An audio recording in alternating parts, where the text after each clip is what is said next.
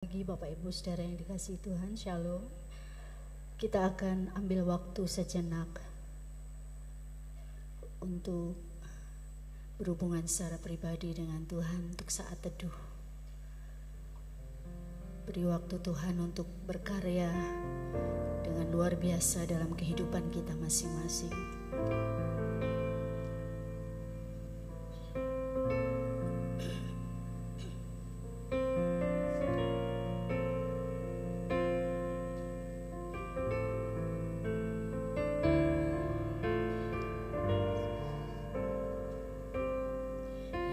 Tuhanku,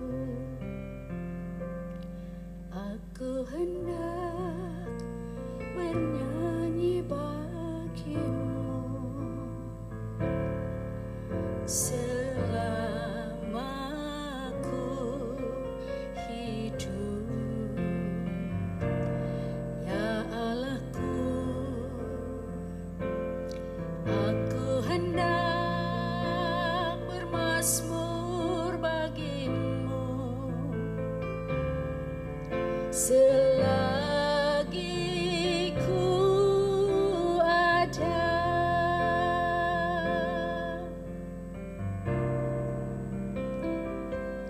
Ya Tuhanku, aku hendak bernyanyi bagimu selama aku hidup, ya Allahku. Aku hendak bermazmur bagimu selagi ku ada. Inilah yang ku renungkan setiap waktu, nyanyian pujian dan pengagungan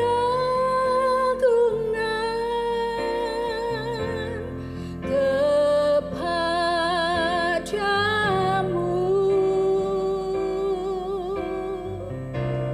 Biarlah manis kau dengar, Tuhan, manis kau dengar, Tuhan, dan hatiku bersuka karenamu.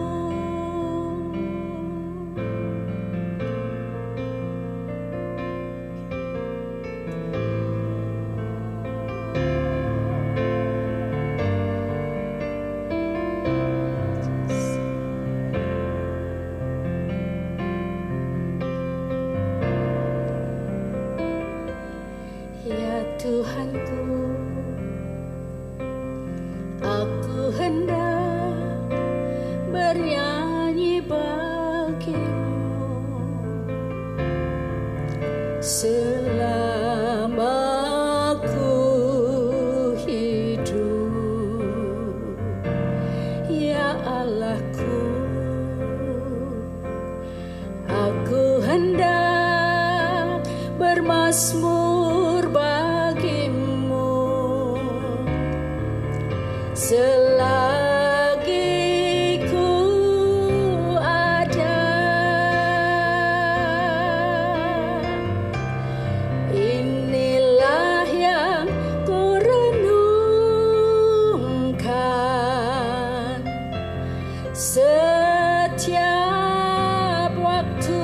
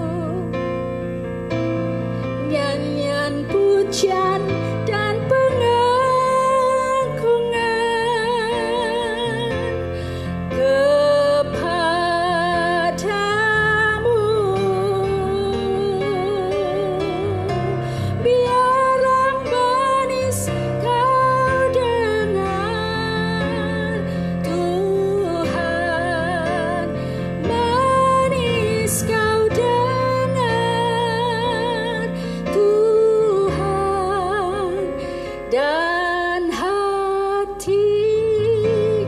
bersuka karenamu.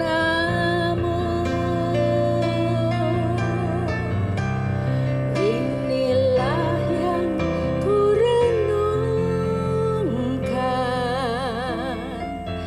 setiap waktu. Nyanyian pujian dan pengagungan kepadamu.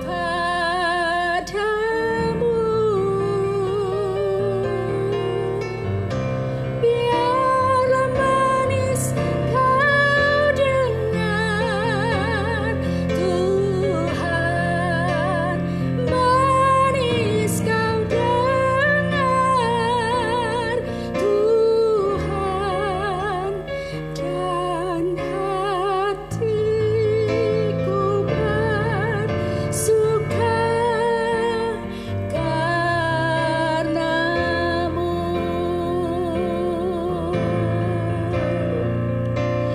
Dan hatiku bersuka, dan hatiku bersuka, dan hatiku bersuka karenamu.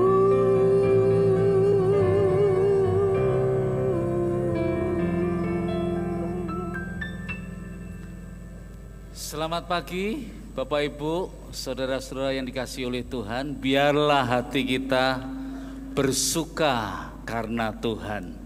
Mari kita beri salam kanan dan kiri, depan belakang.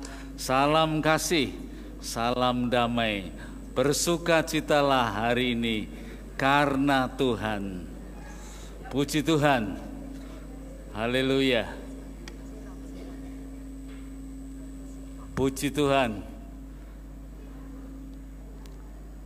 Dengarlah firman Tuhan. Bersorak-soraklah bagi Tuhan, hai segenap bumi.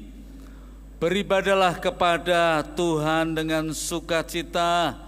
Datanglah ke hadapannya dengan sorak-sorai. Ketahuilah bahwa Tuhanlah Allah. Dialah yang menjadikan kita dan milik Dialah kita, umatnya dan kawanan domba gembalaannya. Masuklah melalui pintu gerbangnya dengan nyanyian syukur, ke dalam pelatarannya dengan puji-pujian. Bersyukurlah kepadanya dan pujilah namanya. Sebab Tuhan itu baik, kasih setianya untuk selama-lamanya, dan kebenarannya tetap turun-temurun. Amin. Mari kita bangkit berdiri bersama-sama. Pertolongan kita datangnya dari Tuhan Allah pencipta langit dan bumi. Turunlah atas kita sekalian anugerah, rahmat dan berkat-Nya menyertai ibadah kita pagi hari ini. Haleluya. Amin. Silakan duduk Bapak Ibu sekalian.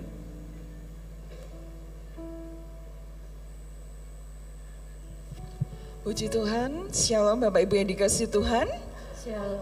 Hari ini hari yang luar biasa yang dianugerahkan Tuhan kepada kita semua.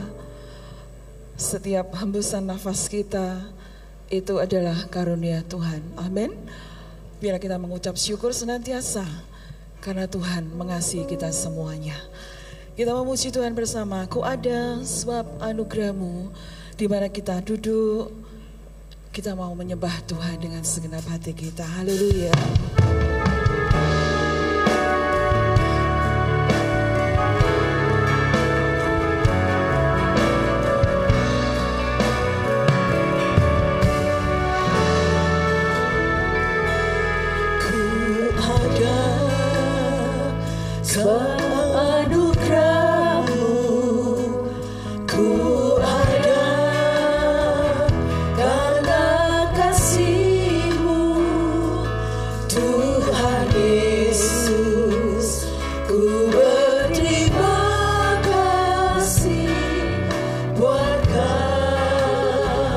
kasih rahmat-Mu, Ku ada sebab anugerah-Mu. Ku ada sebab anugerah-Mu. Ku ada karena kasih-Mu, Tuhan Yesus. Ku berterima kasih buat kasih rahmat-Mu. Terima kasih Yesus, Yesus. Terima kasih hanya anugerah-Mu buat hidupku sayang. Ku kan memuji-Mu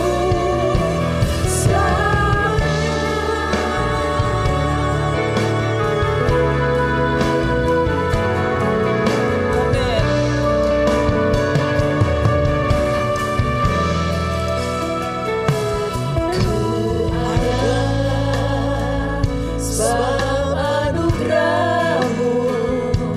Ku ada karena kasih-Mu, Tuhan Yesus. Ku berterima kasih buat kasih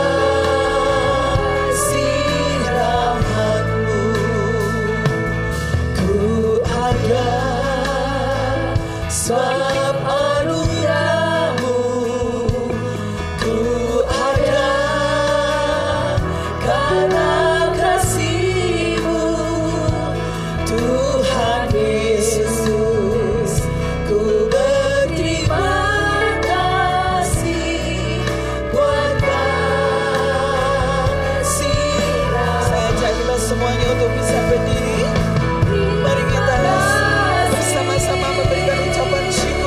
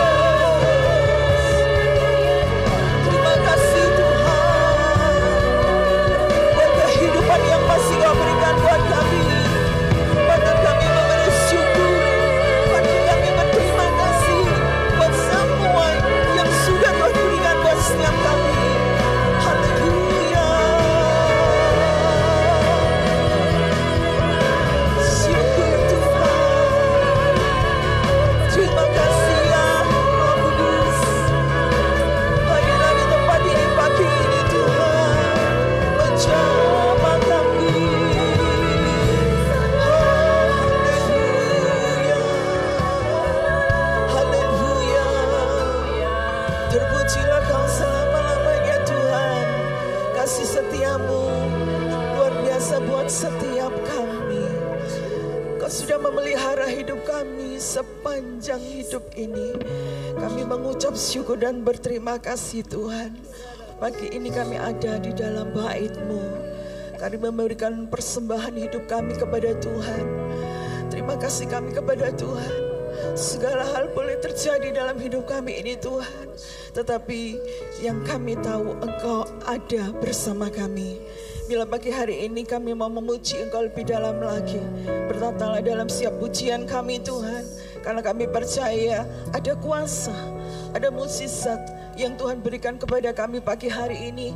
Ketika kami datang dengan kesungguhan hati kami ingin berjumpa dengan pribadi Tuhan. Terima kasih Bapa. Hadirlah di sini, pimpinlah kami dan berkatilah kami. Di dalam nama Tuhan Yesus Kristus kami sudah berdoa. Kita semua yang percaya katakan amin. Kita masih tetap bangkit berdiri Bapak Ibu yang dikasihi Tuhan. Biarlah pagi hari ini hati kita dipenuhi dengan sukacita. Mari tinggikan Tuhan kita dengan segenap hati.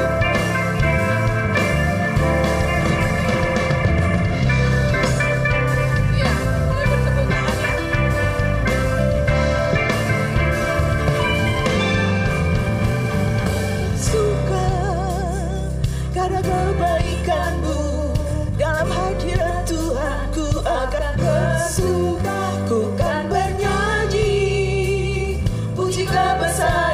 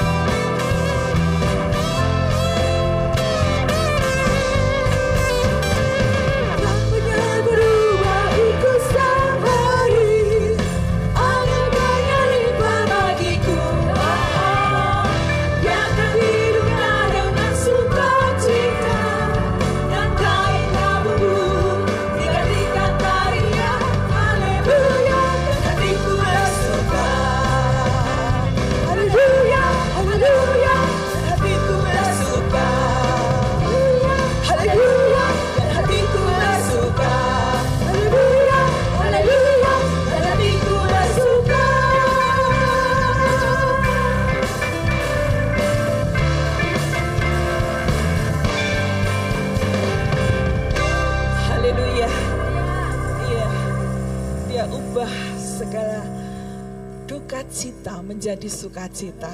Amin. Mari kita naikkan kembali pujian kita. Ubah hatiku jadi tarian.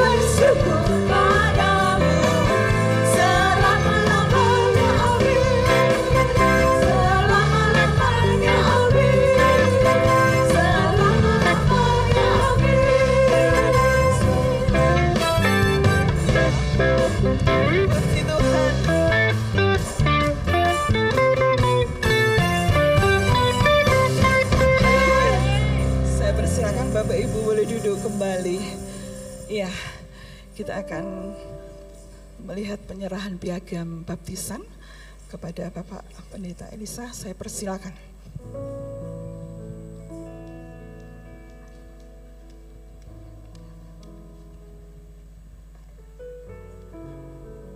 Ya, Shalom, selamat pagi Bapak Ibu Saudara. Pagi hari ini kita akan menyaksikan video klip berkaitan tentang baptisan. Saya persilahkan.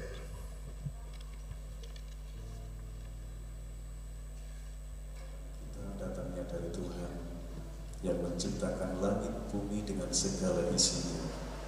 Tuhan yang setia dan yang tidak pernah meninggalkan perbuatan tangannya. Saudara Marcelo Nathanael Martin.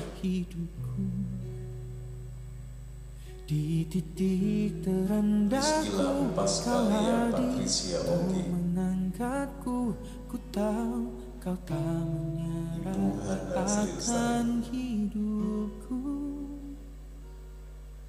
Tak Saudara Cornelia Alim Humardani. Tak terduga caramu, kau yang kuandalkan di setiap langkah hidupku. Tak terbatas kasih, Kami baptiskan engkau tak terduga nama, yaitu di dalam kau nama yang Tuhan ku Yesus. percaya di segala musim hidupku. Baik, kita beri kemuliaan untuk Tuhan atas keempat saudara kita yang sudah memutuskan untuk mengikuti dalam sakramen baptisan air. Baik, untuk keempat saudara yang sudah dibaptis, saya panggil untuk bisa maju ke depan. Yang pertama, saudara Marcelo Nathanael Martin. Kemudian yang kedua, Ibu Hana Sri Lestari. Yang ketiga, Saudari Priscilla Paskalia Patricia Ongki. Dan yang keempat, Saudara Cornelius Rafael Alim Humardani.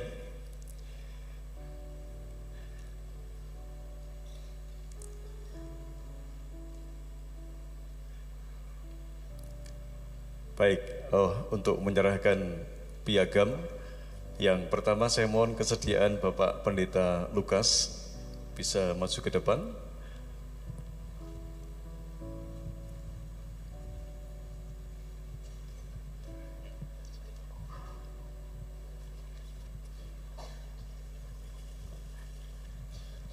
Mohon kesediaan yang berikutnya Pak Minggus untuk bisa menyerahkan.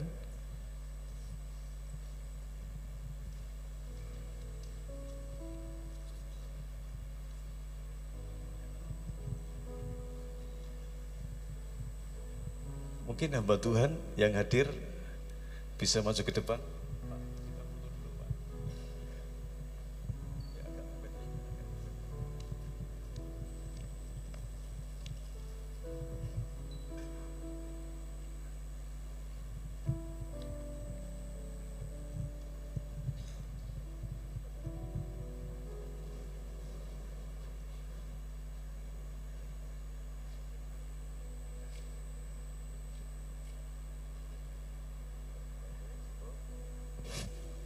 Baik, demikian penyerahan piagam kita. Sekali lagi beri kemuliaan untuk Tuhan kita Yesus Kristus.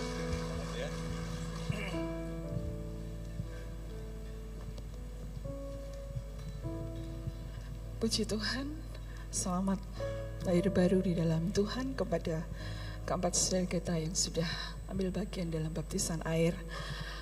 Mari Bapak Ibu yang dikasihi oleh Tuhan Yesus, kita akan mempersiapkan hati untuk kita mendengarkan kebenaran firman Tuhan. Kita memuji bersama Engkau Tuhan Yesus Juru Selamatku. Dia Tuhan yang selalu memberikan kemenangan dalam setiap pergumulan hidup kita.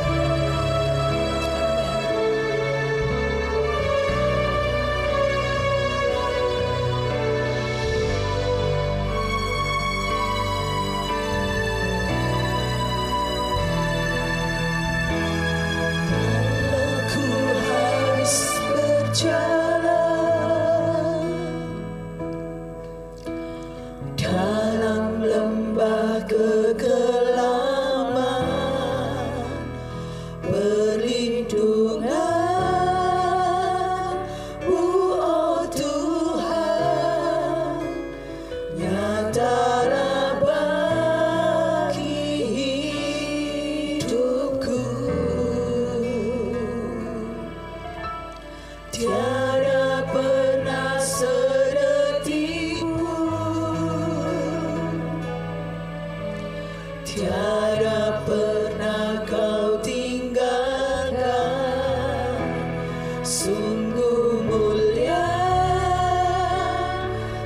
sempurna,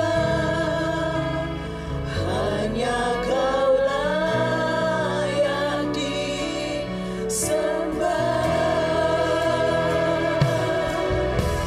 Yesus, Engkau juru selamatku, dalam janji-Mu kemenanganku. Selamanya kan ku nyatakan besar setiamu Tuhan di hidupku. Mari kita berdiri bersama-sama, nyatakan besar kasih setia Tuhan dalam setiap langkah hidup kita semuanya. Haleluya. Walau ku harus berjalan dalam lembah kegelapan, perlindungan-Mu, oh Tuhan, nyata bagi hidupku. Tiada pernah sedetik pun,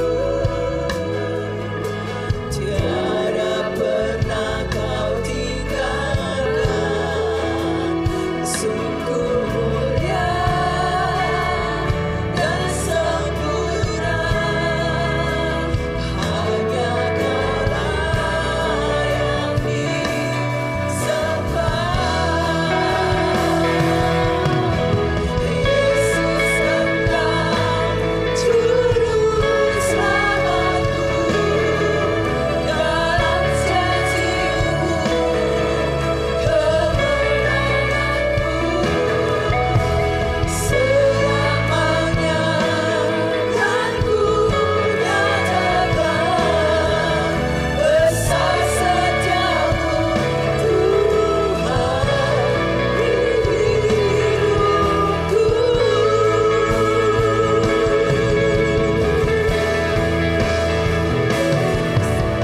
Yesus, Engkau juru selamatku, dalam janji-Mu kemenanganku. Selamanya kan ku nyatakan besar setiamu Tuhan di hidupku.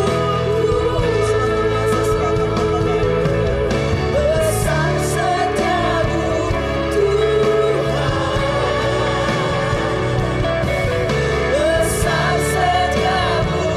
Tuhan, besar setiamu Tuhan, besar setiamu Tuhan di hidupku.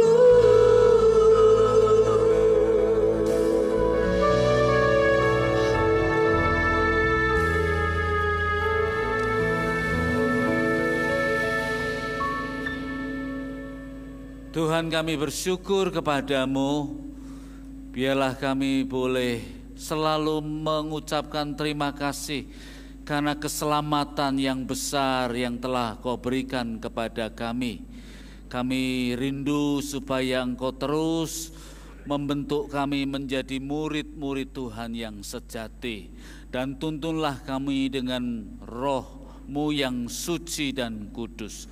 Terima kasih ya Tuhan, kami mau mendengarkan firman-Mu dan bukalah hati pikiran kami juga sehingga kami boleh menerima kebenaran dengan sukacita dan melakukannya di dalam hidup kami sehari-hari. Berkatilah hamba-Mu yang penuh dengan kekurangan ini, kiranya Tuhan melawatnya, melawat kami semua dan buatlah kebangunan rohani di dalam ibadah ini. Terpujilah Tuhan. Dalam nama Tuhan Yesus Kristus kami sudah berdoa dan mengucap syukur. Haleluya. Amin. Silakan duduk Bapak Ibu Saudara sekalian. Shalom. Saya ajak bersama-sama untuk membuka di dalam Injil Yohanes pasal yang ke-20 ayat 24 sampai dengan ayat 29. Injil Yohanes pasal yang ke-20 ayat 24 sampai dengan ayat yang ke-29.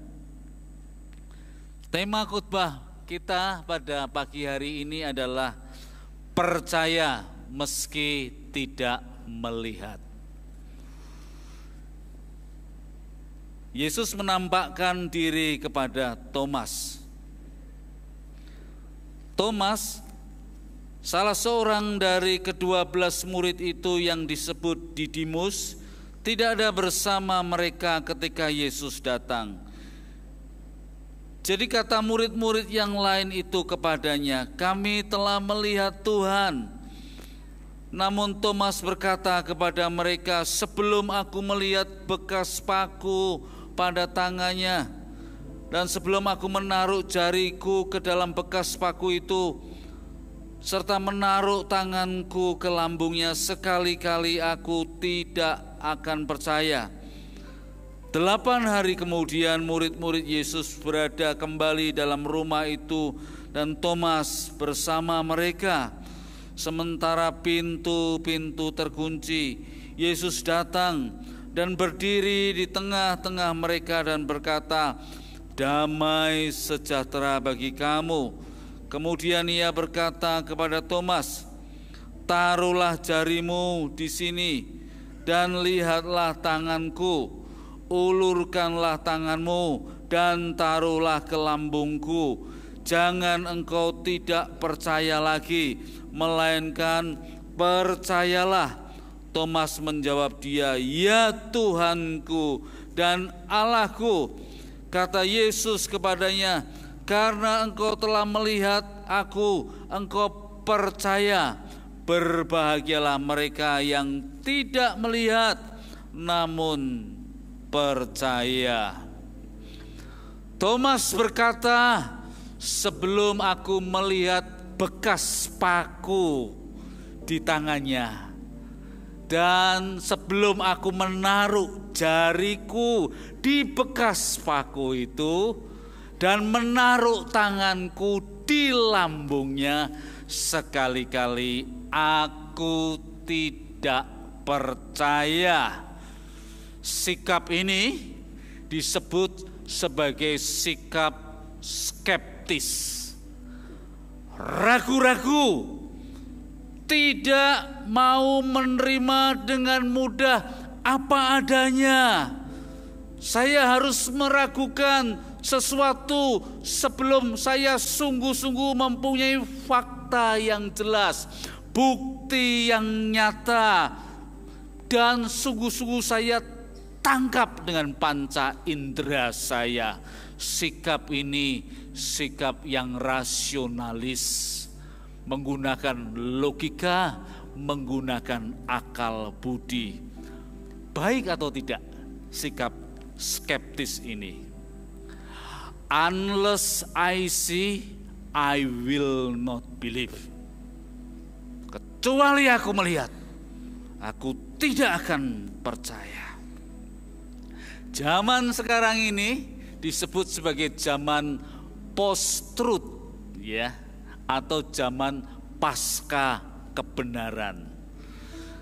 Zaman post-truth itu adalah zaman yang ditentukan emosi, ditentukan dengan keyakinan, ditentukan dengan opini, ditentukan dengan rumor, ditentukan dengan gosip dan perasaan. Orang gampang tertipu, perasaannya, emosinya gampang dimainkan. Dengar sebuah informasi berita, beritanya belum jelas, datanya belum ada, faktanya belum nyata, tapi percaya. Aku sudah tersentuh dengan keyakinan itu. Berita itu diucapkan berulang-ulang, di forward ke sana kemari, di grup ini, di grup itu diucapkan, tapi belum ada faktanya, diulang-ulang terus. Dan padahal itu adalah kebohongan, tapi karena diulang-ulang terus menjadi sebuah kebenaran. Ini namanya era post-truth, pasca kebenaran. Baik atau tidak sikap skeptis di era yang seperti ini? Tentu kita perlu sikap yang skeptis. Jangan asal percaya. Seseorang bawa informasi, oh ini akan seperti ini, oh dia itu seperti itu, lalu ditelan mentah-mentah. Jangan asal gumun, jangan asal gampang terima tanpa selidiki. Perlu menelisik lebih dulu apakah suatu berita itu benar atau tidak. Jangan manut saja seperti kerbau yang dicucuk hidungnya lalu ditarik, dibawa kemana-mana. Dan era ini adalah era di mana emosi dimainkan, di mana orang tidak peduli lagi informasi itu benar atau salah. Kalau itu sudah menyentuh saya yakin itu pasti benar. Wah, ini hati-hati nih. Kalau ada sebuah lembaga keuangan lalu datang kepada kita, lalu berkata, "You mau enggak deposit ini, nanti kembalinya banyak loh. Lebih daripada rata-rata lembaga keuangan nasional yang ada." Ini sudah banyak buktinya ini. Si A, si C. Loh, kita ini, wih iya ya. Lalu emosi kita, wah mau saya mau tanam uang di koperasi ini.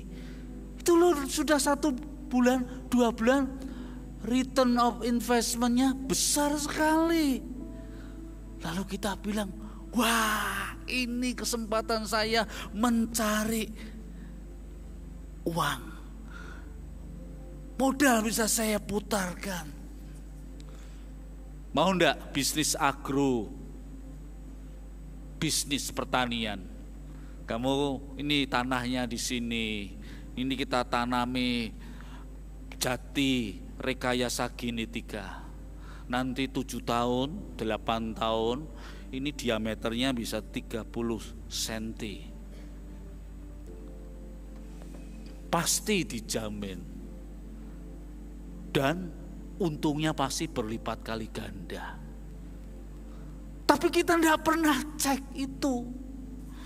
Kita tergiur. Wah, itu memikat sekali. Dan penipuan-penipuan seperti itu marak sekali di Indonesia. Saya mengutip sebuah sumber berita di koran berkata seperti ini.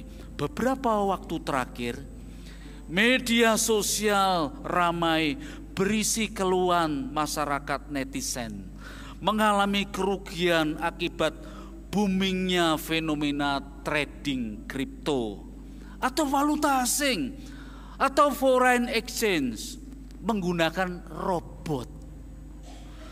Bukannya untung, kata berita itu, malah buntung. Sejumlah netizen pun mengalami kerugian besar, bahkan ada yang melaporkan kerugian itu di aparat kepolisian. Di awal memang para trader ini mendapatkan keuntungan yang dijanjikan, namun sering berjalannya waktu terjadi masalah sistem trading itu hingga akhirnya tidak bisa diakses, hilang bersama dengan dana para trader itu. Di zaman sekarang ini jangan gampang percaya, jangan telan informasi.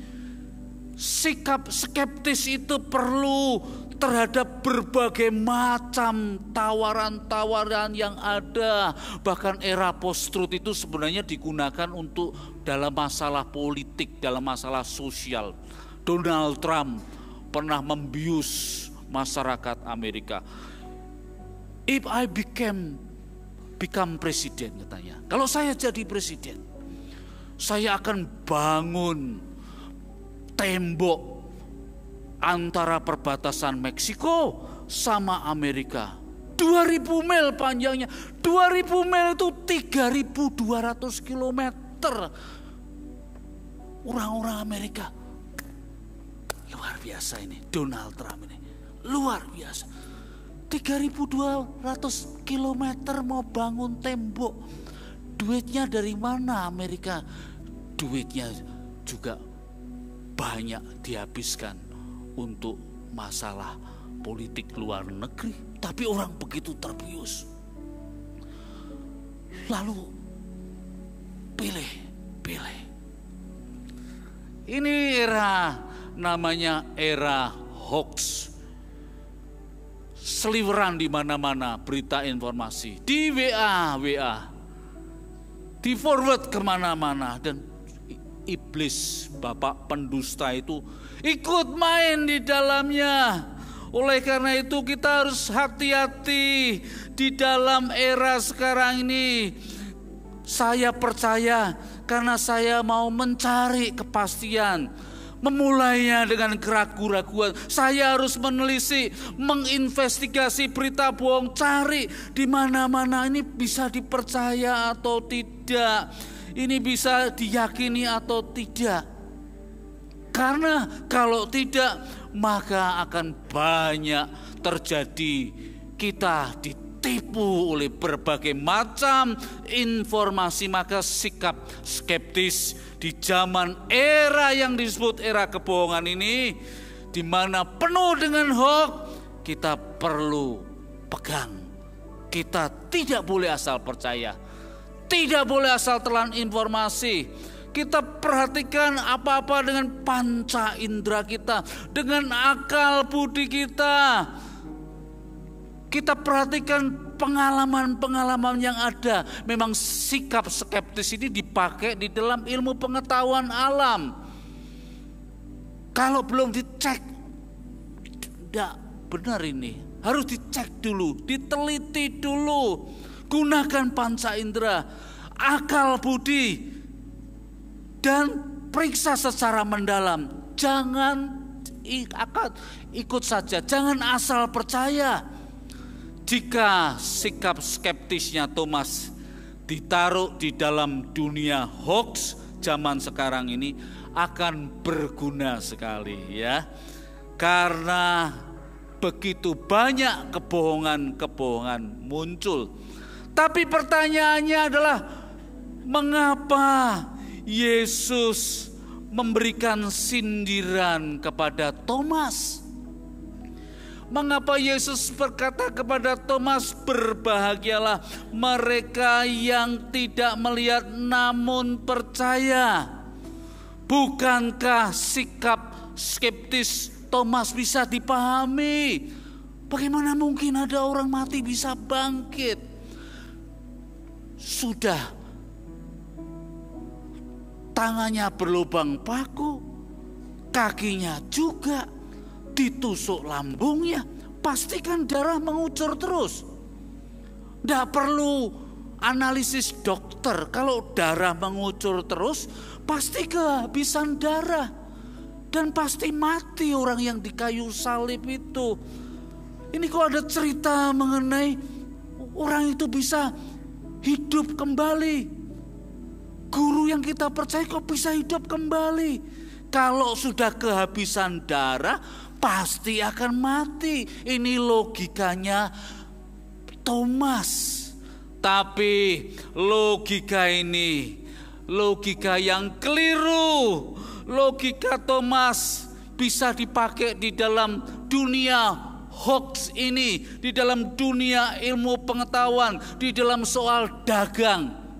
Ada tante-tante yang berkata, punya usaha, ya saya kalau dagang punya relasi ya tidak mau asal percaya dulu, barang dikirim dulu, kemudian sudah ada perjanjian, pembayarannya bagaimana, baru semuanya oke. Jangan belum apa-apa sudah dikirim dulu semuanya, lalu menjadi problem di belakang.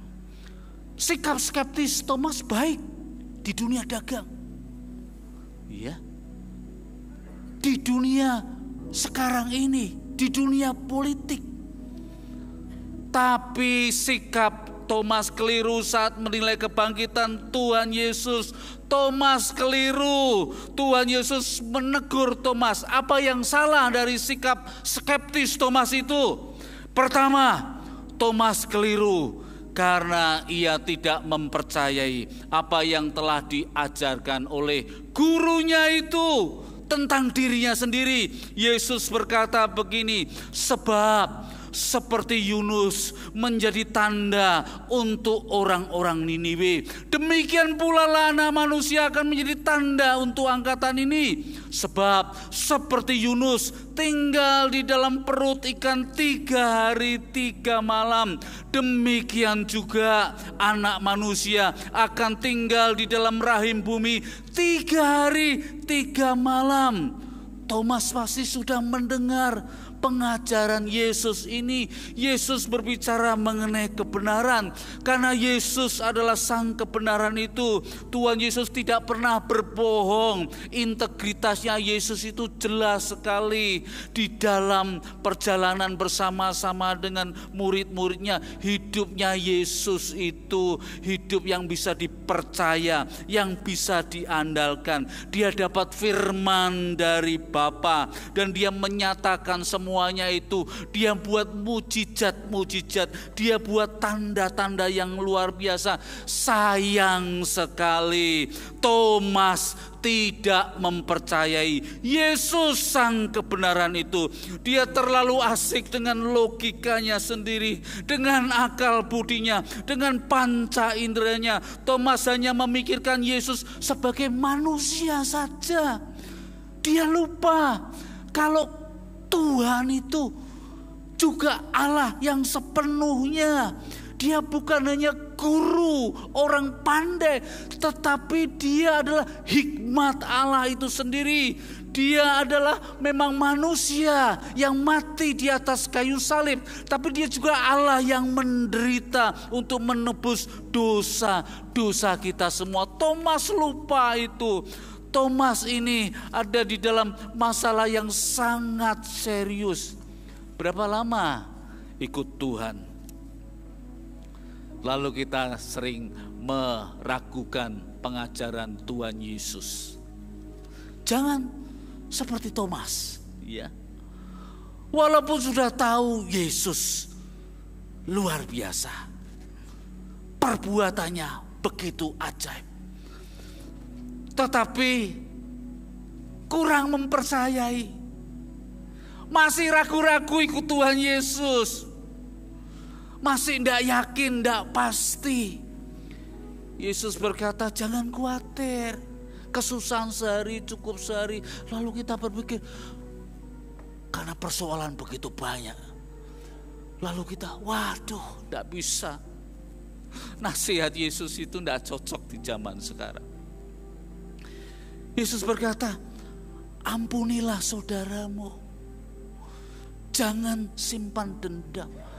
Lalu kita berkata, saya ini dilukai sejak anak-anak oleh orang tua saya.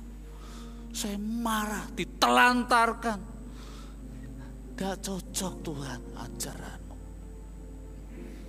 Padahal Yesus yang mengatakan. Yesus berkata, janganlah kamu menghakimi saudaramu. Lalu kita mengumbar tentang keburukan-keburukan saudara kita. Yesus itu Tuhan dan Juru Selamat. Pengajarannya bisa dipercaya, hidupnya bisa dipegang, diandalkan. Kalau dia berkata, 3 hari anak manusia itu ada di perut ikan dan sesudah itu akan bangkit. Tapi Thomas itu tidak percaya kepada gurunya itu. Ini yang menjadi keliru. Dia mengandalkan logikanya. Dia punya tafsiran-tafsiran yang sendiri. Daripada dia ikut Tuhan Yesus, pengajarannya yang mulia, dia buat penilaian-penilaian sendiri. Dia tidak tunduk kepada pengajaran Tuhan Yesus. Tidak tunduk kepada hidup Yesus Kristus. Sama seperti Thomas, Petrus juga ragu-ragu kepada Tuhan Yesus. Suatu saat Petrus bersama murid-muridnya melihat Tuhan Yesus berjalan di atas air. Petrus berseru, "Tuhan, apabila Engkau itu, suruhlah aku datang kepadamu berjalan di atas air." Yesus berkata, "Datanglah Petrus, turun dari perahu, berjalanlah ke sini." Lalu benar, dia turun dari perahu. Loh, kok bisa ya berjalan di atas air ya? Lalu kemudian Injil berkata, angin mulai datang, berhembus. Dan takutlah dia. Karena dia takut, dikatakan mulailah tenggelam Petrus itu. Lalu Petrus berkata, "Tuhan, tolonglah aku." Lalu Yesus segera mengulurkan tangannya, menarik dia keluar dari air, memegang dia dan berkata, "Hai orang yang kurang percaya, mengapa engkau bimbang? Mengapa engkau bimbang?" Yesus kan sudah berkata, "Jangan khawatir. Dia juru selamat. Dia akan menyertai kita sampai pada akhir zaman. Jangan bimbang. Jangan kurang percaya." Kelirunya Thomas adalah dia bimbang. Dia kurang percaya, dia ragu-ragu, dia tidak pegang firman Tuhan. Dia ikut logikanya sendiri, dia punya tafsiran-tafsirannya sendiri. Dia pikir bahwa yang menentukan hidupnya adalah dirinya sendiri. Maka Yesus berkata, "Berbahagialah mereka yang tidak melihat namun percaya." Yesus itu begitu sabar sama murid-muridnya ya. Walaupun Thomas seperti itu, dia itu sabar. Ini guru yang luar biasa ini ya. Masih didatangi Thomas itu. "Kamu tidak percaya ya? Sekarang ini tanganku yang berlubang sama lambungku ini." Mengapa Yesus menegur Thomas? Karena Thomas meletakkan semua yang miliki itu sebagai segala-galanya. Tuhan Yesus menegur Thomas. Yang kedua, karena Thomas tidak menyerahkan diri sepenuhnya untuk ikut dia. Sudah 8 hari murid-murid yang lain bertemu dengan Yesus. Yesus ketika bertemu dengan murid-murid berkata, "Damai sejahtera kuberikan kepadamu." Pasti 8 hari itu damai sejahtera. Murid-muridnya di tengah-tengah situasi yang mencekam karena prajurit-prajurit Romawi, pemuka-pemuka agama, orang-orang Yahudi masih mengintai terus. Ini bagaimana? 8 hari setelah bertemu dengan Yesus Kristus yang bangkit itu, pasti murid-murid damai sejahtera. Tetapi Thomas tidak punya damai sejahtera. Bayangkan Bapak Ibu, kalau 1 jam saja kita tidak punya damai sejahtera di dalam hati kita, apa jadinya? Orang kalau tidak punya damai sejahtera itu gelisah terus, khawatir, dia cemas. Ya. Ini hatinya itu penuh dengan gelombang yang naik turun. 1 jam saja tidak punya damai sejahtera. Pernah lihat orang gelisah enggak? Orang cemas, orang khawatir. jalannya bolak-balik. Dia diam di kamar tapi pikirannya jalan terus. Bagaimana ya ini kalau saya tidak bisa ke sana ditipu? Kalau anak saya tidak bisa punya pekerjaan di sana. Nanti kalau saya semakin tua, ini anak saya yang ini bagaimana ya? Gelisah. Tidak ada damai sejahtera. Yesus menegur Thomas. Thomas itu cari jalannya sendiri. Yang lainnya sudah punya damai sejahtera, tetapi dia kehilangan damai sejahtera. Hidupnya dikuasai dengan ketakutan. Hidup yang seperti ini, yang tidak ada damai sejahtera, maka hidupnya tidak akan menjadi tenang. Karena bertentangan dengan firman Tuhan. Tuhan berkata, jangan khawatir. Aku memeliharamu. Akulah jalan kebenaran dan hidup. Kalau kamu percaya kepadaku, kalaupun kamu sudah mati, kamu sudah akan bangkit. Jangan khawatir sesudah kematian mau kemana. Tapi kalau tidak percaya, tidak ada damai sejahtera, mati itu bagaimana ya? Nanti kalau saya mati, kemana jiwa saya? Roh saya kemana ya? Saya takut. Semuanya menjadi gelap. Tapi Tuhan berkata, kamu akan bangkit bersamaku. Dan dia tidak pernah bohong. Yesus tidak pernah bohong. Dia tidak pernah berdusta. Janjinya bisa ditepati, dipegang. Kalau dia berkata, jangan khawatir. Hatimu buka. Lalu Tuhan, aku tidak khawatir, tenang hatimu. Tapi Tuhan sudah berkata jangan khawatir. Kau bilang pegang terus hati. Tapi piye Tuhan, aku harus ini dan itu. Kamu tidak persilakan Tuhan bertata. Roh Kudus bertata di dalam hidup kita. Dan orang Kristen yang seperti Thomas ini akan banyak sekali kehilangan damai sejahtera di dalam hidupnya. Tidak pernah selesai di dalam hidupnya untuk memiliki rasa damai yang dari Tuhan. Tetapi puji Tuhan, Thomas diubah oleh Tuhan. Thomas berkata, ya Tuhan dan Allahku. Dari keraguan-raguan menjadi kepastian. Dari yang bimbang menjadi yang penuh iman. Dari yang kurang percaya menjadi percaya. Jadi yang dulunya labil sekarang menjadi stabil.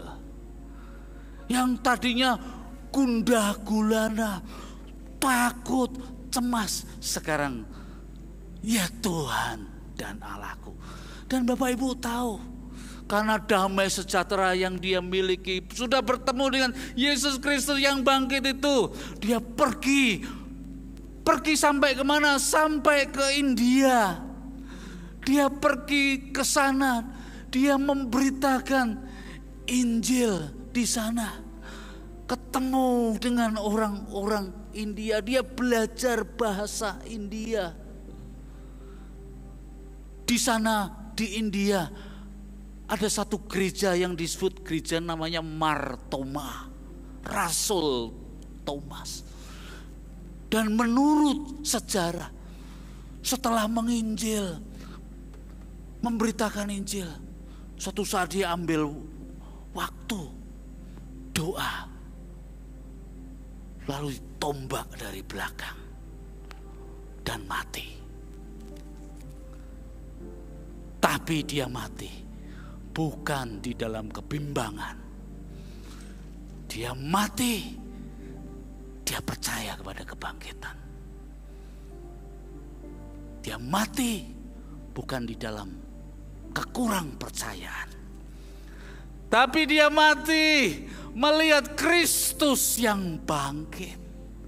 Dia yang berkata, ya Tuhan dan Allahku. Ini sebuah kredo. Gereja mula-mula, ya Tuhan dan Allahku. Thomas percaya bahwa Yesus Kristus yang dia percayai bukan saja manusia, bukan saja manusia biasa, orang belaka, bukan. Tapi dia sepenuhnya Allah, sepenuhnya manusia, sepenuhnya Allah. Dia juru selamat. Dan hatinya diubah oleh Tuhan. Dari yang skeptis, tidak percaya sama ajaran Yesus, tidak percaya sama keselamatannya, tidak percaya sama kebangkitannya, dia menjadi percaya. Dan orang yang percaya, orang yang berserah kepada Tuhan, orang yang memegang janji-janji Tuhan, dia tidak takut apapun juga gelombang kehidupan boleh datang. Masalah-masalah boleh silih berganti muncul. Tapi aku percaya Tuhan. I believe in you God. Aku percaya. Dia tidak lagi mengatakan unless I see. I will not believe. Dia berkata I see. I will believe. Kita tidak melihat Tuhan yang bangkit. Peristiwa itu 2000 tahun yang lalu. Tapi kita percaya sama Injil. Maka Tuhan berkata, berbahagialah mereka yang tidak melihat namun percaya. Engkau tidak tahu apa yang di depanmu belum selesai. Masih banyak tantangan dan rintangan. Tapi kamu berkata, I will believe. Saya akan percaya sama Tuhan. Saya akan percaya sama Tuhan. Dan ketika kau berkata seperti itu, engkau sudah menang satu langkah terhadap masalah-masalahmu itu. Aku percaya sama Tuhan, pasti terurai masalah ini. Pasti saya yakin anak-anak saya akan dipelihara oleh Tuhan. Ketika kita bilang I believe in God, itu satu langkah kemenangan. Tetapi ketika engkau ragu-ragu sama berita Injil, engkau melangkah 2 step ke belakang, kau semakin tidak jelas. Maka percaya meski tak melihat. Tuhan memberkati kita. Amin. Mari kita nyanyikan pujian lagu mengenai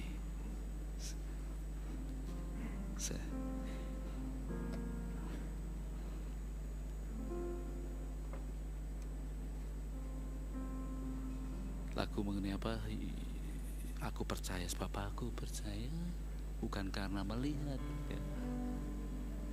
Mari kita mempersiapkan hati kita.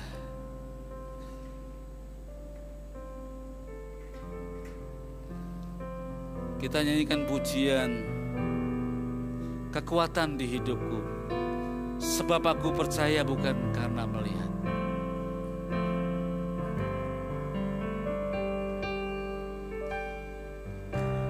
Kekuatan di hidupku, ku dapat di dalam-Mu. Kau teguhkan hatiku, terlahir bagimu.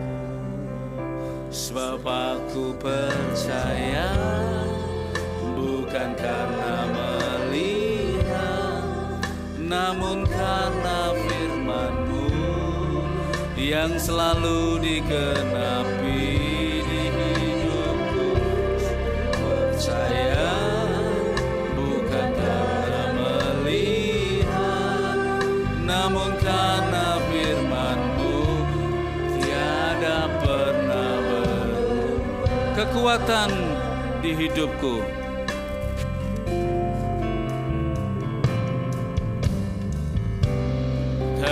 kekuatan di hidupku. Ku dapat di dalam-Mu, Kau teguhkan hatiku. Tiada yang mustahil bagimu, sebab aku percaya bukan karena melihat, namun karena firman-Mu yang selalu digenapi. Percaya bukan karena melihat, namun karena firman-Mu tiada pernah. Sebab aku percaya, majelis akan berdoa untuk firman Tuhan.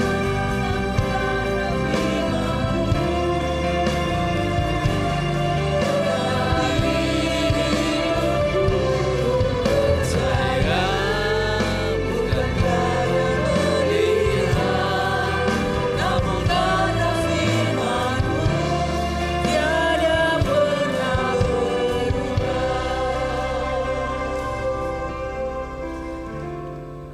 Terima kasih Tuhan untuk kebenaran firman yang boleh kami dengar pada pagi hari ini. Ajar kepada setiap kami Tuhan, biar kami terus percaya kepada Engkau. Amin. Haleluya. Bukan karena melihat, tetapi karena janji firman-Mu itu boleh digenapi dalam setiap kehidupan kami. Kami boleh percaya bukan karena melihat, Amin. karena kami tahu firman-Mu tidak pernah berubah. Haleluya. Janji-Mu itu ya dan amin di dalam setiap kehidupan kami. Terima kasih Tuhan, terima kasih. Kau meteraikan kebenaran firman-Mu dalam setiap hati jemaat-Mu. Kami berdoa Tuhan, mungkin ada kebimbangan, keraguan, kekhawatiran, ketakutan di dalam kehidupan ini. Tetapi kami tahu Engkau Allah, janji-Mu tidak pernah meninggalkan setiap kami.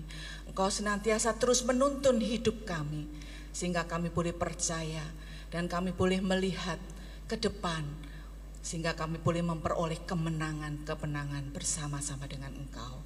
Terima kasih Tuhan, terima kasih.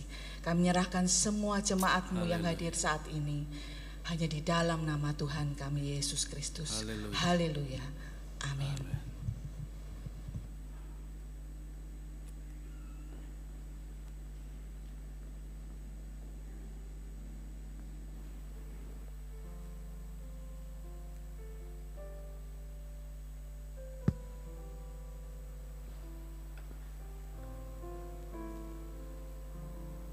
Ya, sebelum saya memanggil para majelis dan para hamba Tuhan, saya ingin bertanya apakah di antara saudara-saudara yang hadir pagi hari ini sudah semua mengambil hosti dan anggur. Kalau belum, saudara cukup angkat tangan, nanti akan dibantu oleh majelis. Ada yang belum?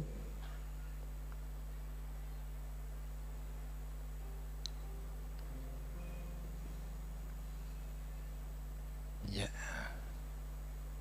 Ya, ada yang lainnya yang di atas?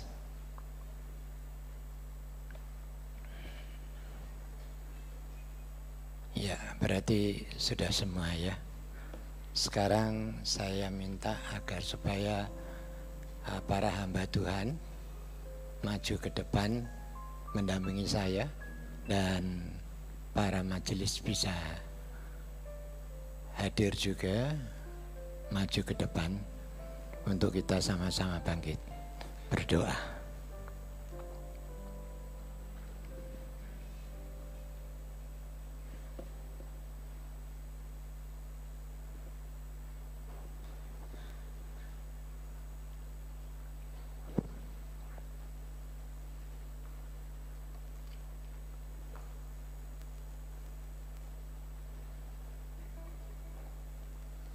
Kita mengucapkan syukur kepada Tuhan pada hari ini. Kalau kita mendapatkan kasih kemurahan-Nya, kita bisa berkumpul bersama-sama untuk bisa menikmati persekutuan dengan Tuhan melalui perjamuan kudus. Oleh karena itu, saudara-saudara, sebelum kita menikmatinya bersama-sama, maka dengarlah firman Tuhan. Sebab Yesus berkata demikian, Ia sangat terharu lalu bersaksi, Aku berkata kepadamu, sesungguhnya seorang di antara kamu akan menyerahkan aku.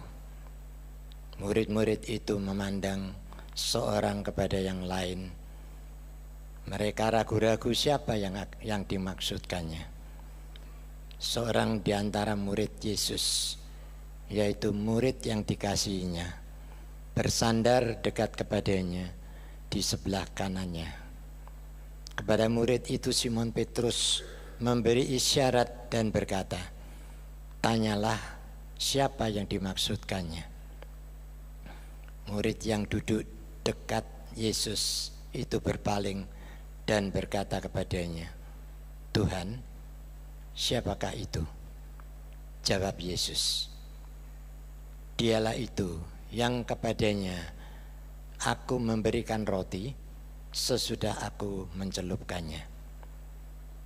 Sesudah berkata demikian, ia mengambil roti, mencelupkannya dan memberikannya kepada Yudas anak Simon Iskariot. Dan sesudah Yesus memberikan itu, Yudas menerima roti itu, ia kerasukan iblis. Maka Yesus berkata kepadanya, apa yang hendak kau perbuat, perbuatlah dengan segera. Amin. Mari kita akan bangkit berdiri. Kita akan mengangkat roti yang ada di tangan kanan kita ini. Sebelum saudara memakannya, dengarlah firman Tuhan. Sebab apa yang telah kuteruskan kepadamu telah aku terima dari Tuhan, yaitu bahwa Tuhan Yesus pada malam waktu ia diserahkan mengambil roti, dan sesudah itu ia bersyukur atasnya. Ia memecah-mecahkannya dan berkata, inilah tubuhku yang diserahkan bagi kamu. Perbuatlah ini menjadi peringatan akan aku.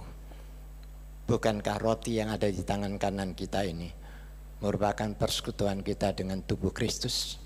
Mari kita akan makan bersama-sama di dalam nama Tuhan Yesus Kristus.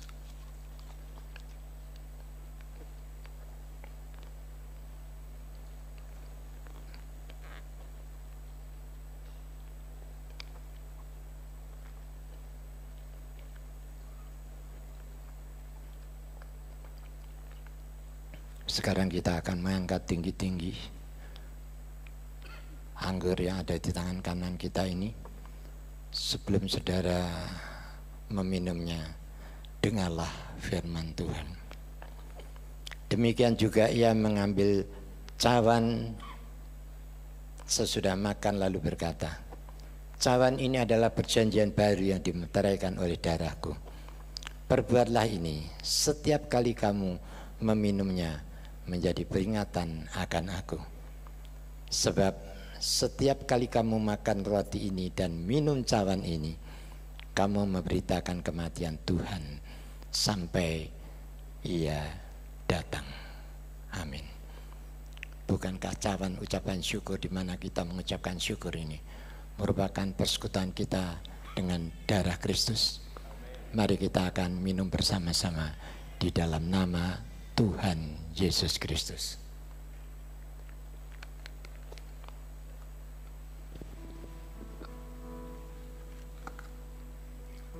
Mari Bapak Ibu Saudara kita bersyukur, kita berterima kasih buat apa yang Tuhan sudah kerjakan atas kehidupan kita di atas kayu salib.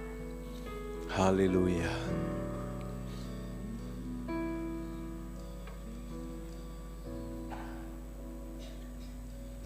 Haleluya.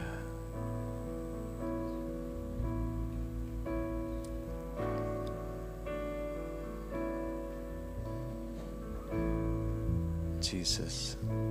Terima kasih Yesus,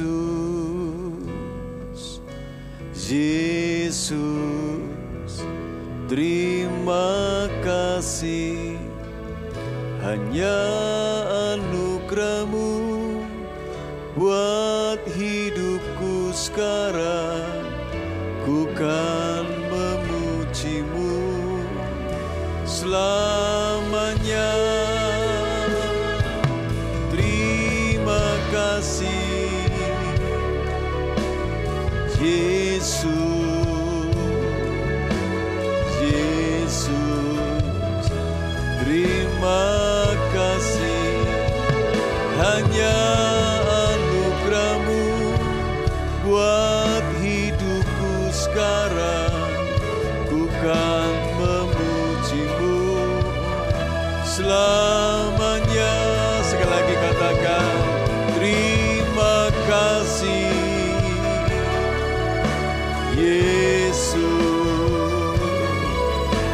Yesus, terima kasih, hanya anugerah-Mu buat hidupku sekarang, bukan memuji-Mu selamanya, ku kan memuji-Mu selamanya, ku kan memuji-Mu selamanya. Mari kita berterima kasih. Terima kasih Tuhan. Kami bersyukur Tuhan. Oh, haleluya. Oh, terima kasih buat anugerah-Mu Tuhan. Terima kasih buat anugerah-Mu yang Engkau kerjakan di atas kayu salib.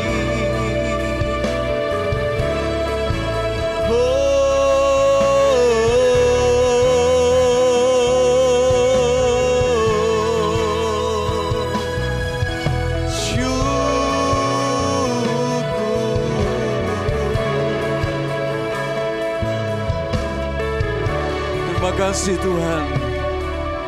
Sungguh hati kami limpah dengan rasa syukur karena anugerah-Mu mengubah hidup kami. Anugerah-Mu memberikan pengharapan yang baru bagi kami.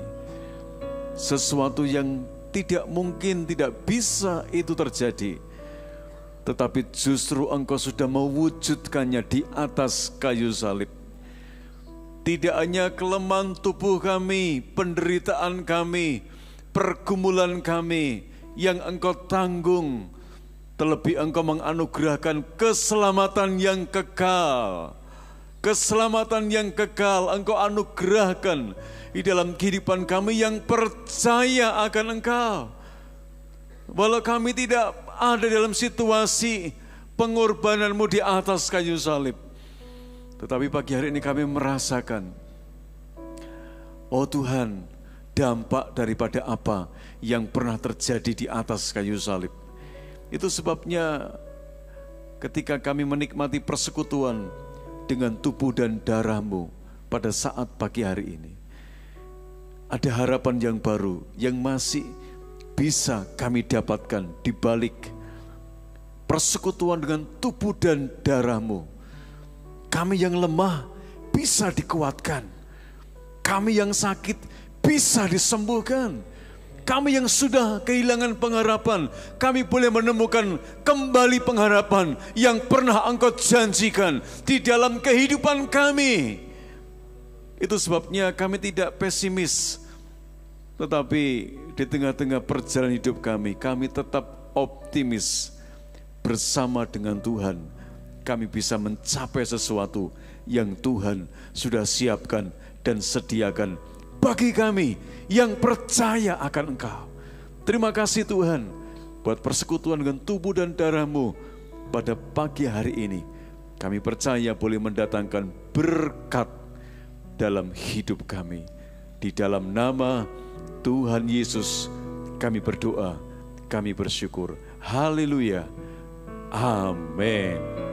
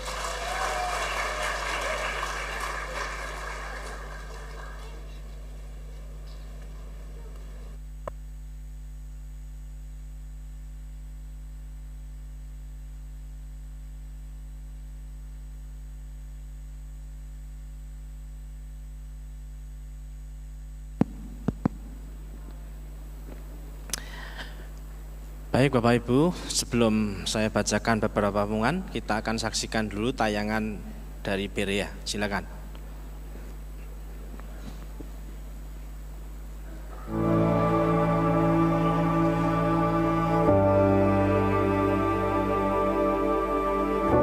You call me out upon the waters, the great unknown, where feet may fail, and there I find you in the mystery, in oceans deep, my faith will stand.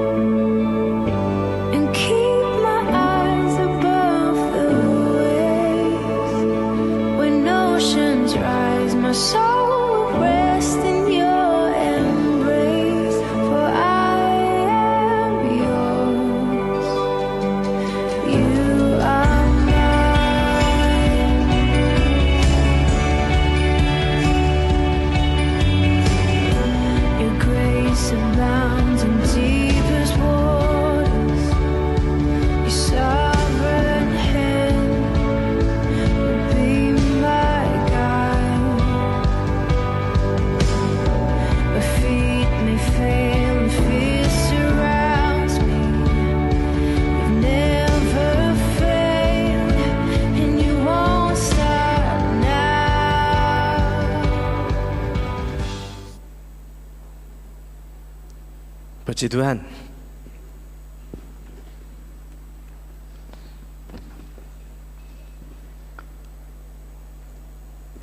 Berita duka, pulang ke rumah Bapa, telah dipanggil ke rumah Bapa di surga dalam damai sejahtera Kristus. Saudara kita seiman, yang pertama saudari Kasih Senengati, usia 47 tahun, alamat Jalan Gor Werguwetan nomor 118C, RT 1 RW 1 Kudus.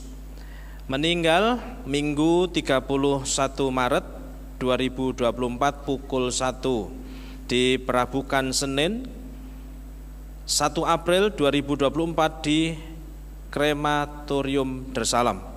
Yang kedua, Ibu Dina Sri Rinawati atau Ibu Tan Giok Rin, mama dari Ibu Eni Susanti, Ibu Yulianti, dan Ibu Lucianawati, dalam usia 82 tahun, alamat Perum Kudus Permai. Meninggal Senin 1 April 2024 pukul 5, dan dimakamkan pada hari Rabu 3 April 2024 di pemakaman Darussalam.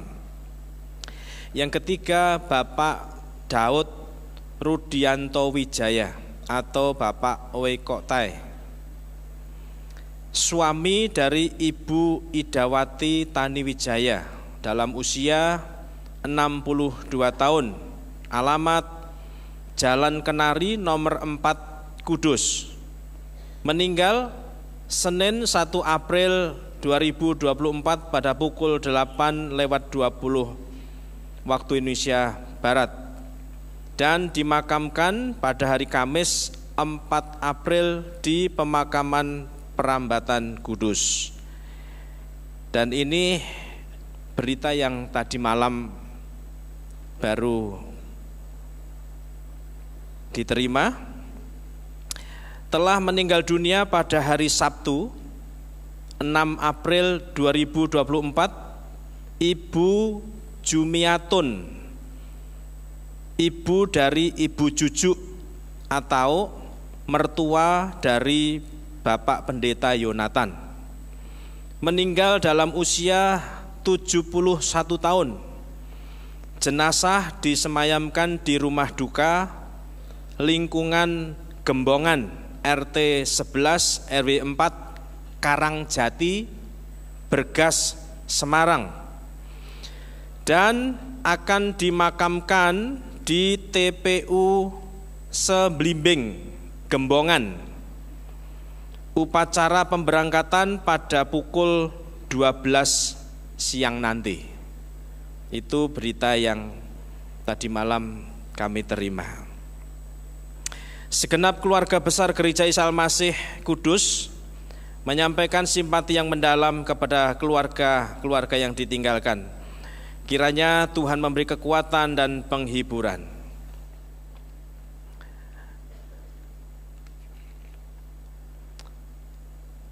Latihan paduan suara Mazmur Bakti untuk sementara ditiadakan dahulu dan akan diadakan kembali pada hari Senin 15 April 2024 pukul 6 di ruang serbaguna lantai 1.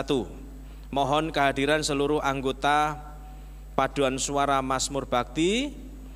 Terima kasih, Tuhan Yesus memberkati. Ya, saya ulangi, Senin tanggal 15 April 2024 jam 6 sore. Lalu untuk Beston Pagi Raya, mari hadir dan ajaklah anggota keluarga dalam Beston Pagi Raya Keluarga bersama setiap hari Sabtu jam 5 sampai jam 6 waktu Indonesia Barat di ruang serbaguna lantai 1. Untuk pengkhotbah minggu depan diberitahukan kepada jemaat bahwa minggu depan tanggal 14 April 2024 firman Tuhan dalam ibadah raya pertama akan dilayani oleh Pendeta Daniel Kapanto dari IFGF Kudus. Dukung dalam doa, hadir dan terimalah berkat Tuhan melalui pelayanan ini. Lalu kemudian untuk pelatihan multimedia. Judul acara pengenalan teknologi multimedia dalam ibadah. Materi pengetahuan dasar mengenai pentingnya sound engineering di dalam gereja. Pengenalan multimedia dalam ibadah. Waktu Sabtu tanggal 20 April 2024 pukul 10 sampai 11.30 waktu Indonesia bagian Barat. Tempat di ruangan ini ya. Di lantai 2. Pemateri nanti akan disampaikan oleh Bapak Yusak Saburianto. Pendaftaran paling lambat tanggal 15 April 2024. Kontak person nanti bisa menghubungi Saudari Yokebet atau Yoga ya. Ada nomor nomor WA atau telepon tertera di situ. Lalu untuk info doa pagi diinfokan untuk doa pagi dalam rangka Idul Fitri mulai tanggal 9 sampai 12 April ditiadakan. Jadi saya ulangi, mulai tanggal 9 sampai 12 April 2024 ditiadakan. Mohon dapat berdoa di rumah masing-masing. Demikian info ini, harap dimaklum. Demikian Bapak Ibu Saudara sekalian. Nanti warta yang lain bisa disimak di dalam warta-warta yang sudah terkirim di grup-grup WA. Sekarang kami akan menyambut bagi Bapak Ibu Saudara yang baru pertama kali hadir dalam ibadah di tempat ini, silahkan bangkit berdiri, nanti Bapak Ibu majelis bisa menyambutnya. Kalau ada silahkan bangkit berdiri. Yang baru pertama kali, oh ya, selamat datang Bapak Ibu, di depan ada.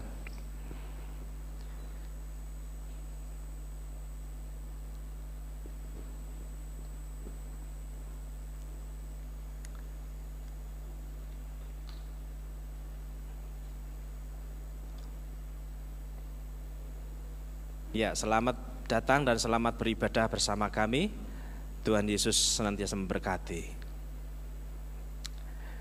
Lalu kemudian bagi Bapak Ibu Saudara yang dalam waktu seminggu ini dari Senin sampai hari ini yang berulang tahun, silahkan bangkit berdiri. Yang berulang tahun dari hari Senin kemarin sampai hari ini Pak Gembala ulang tahun. Yang di atas?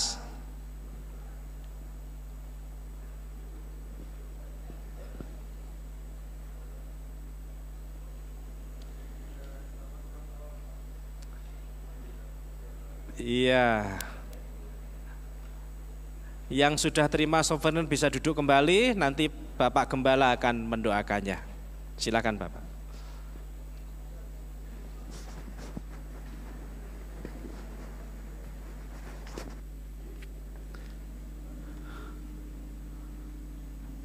Puji Tuhan, kita sudah beribadah bersama-sama. Ini memang hari-hari liburan ya ke depan ini, jadi teruslah berdoa, hati-hati di jalan ya. Dan kiranya Tuhan memberkati liburan ini. Yang masih stay di Kudus ya, berkat Tuhan juga ada, dan yang dalam perjalanan juga Tuhan sertai juga. Baik, mari kita berdoa bersama-sama. Tuhan, kami bersyukur kepadamu. Kami berdoa untuk saudara-saudari kami yang berulang tahun. Terima kasih untuk 1 tahun usia yang ditambahkan oleh-Mu. Kami berdoa supaya Engkau memberkati mereka. Berilah hikmat, takut akan Tuhan. Dan berilah mereka damai sejahtera di dalam keluarga mereka masing-masing. Apa yang dicita-citakan boleh tercapai, dan Engkau sendiri yang memberkati satu persatu. Panjang umur, berkat dari Tuhan, Tuhan akan berikan kepada anak-anak-Mu yang berulang tahun. Kami juga bersyukur ya Tuhan untuk minggu yang pertama ini, jemaat membawa persepuluhan kepada Tuhan dan persembahan. Semuanya ini adalah karena kami mau menyatakan terima kasih kami kepada Tuhan. Tuhan yang sudah memberkati kami secara luar biasa. Dan kami tidak saja menyerahkan apa yang menjadi harta milik kami, tetapi kami menyerahkan hidup kami di dalam berkat dan anugerah Tuhan saja.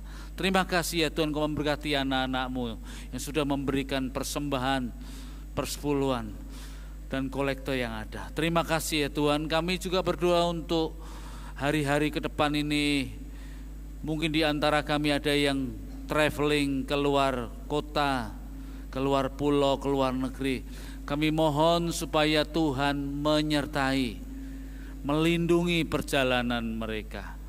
Berilah mereka keamanan saat mereka bepergian, dan terutama jadikanlah mereka berkat di mana saja mereka berada. Mereka boleh terus menyatakan Injil keselamatan dari Tuhan. Terima kasih ya Tuhan. Kami juga berdoa untuk kota ini, Tuhan lindungi, Tuhan jagai, Tuhan beri keamanan dan kesejahteraan untuk bangsa dan negara kami juga. Kami juga menyisipkan doa untuk saudara-saudara kami yang masih bergumul dengan sakit, penyakit, dengan pergumulan-pergumulan yang lainnya juga dalam ekonomi, dalam pekerjaan, dalam relasi-relasi dengan yang lain. Tuhan, kami memohon berkat-berkat-Mu. Terima kasih ya Tuhan, kami sungguh percaya kepadamu dan menaruh iman kepadamu saja. Mari kita berdoa bersama-sama doa Bapa kami. Bapa kami yang di surga, dikuduskanlah namamu, datanglah kerajaan-Mu, jadilah kehendak-Mu di bumi seperti di surga.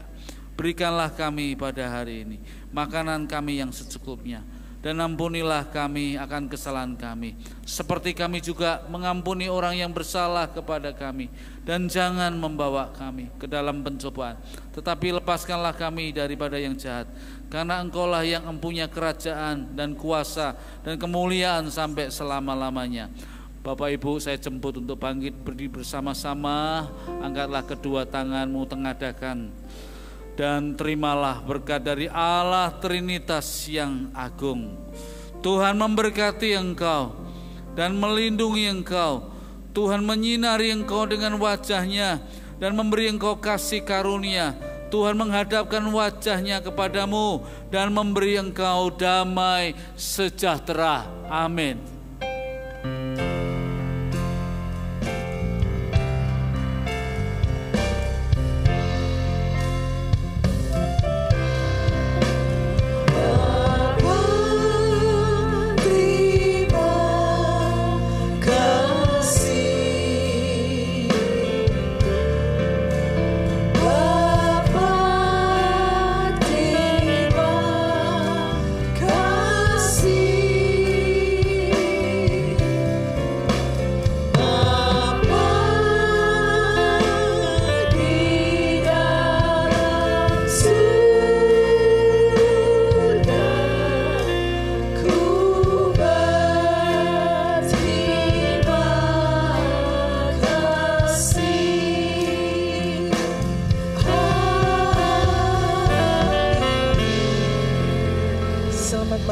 Selamat pulang, Tuhan memberkati.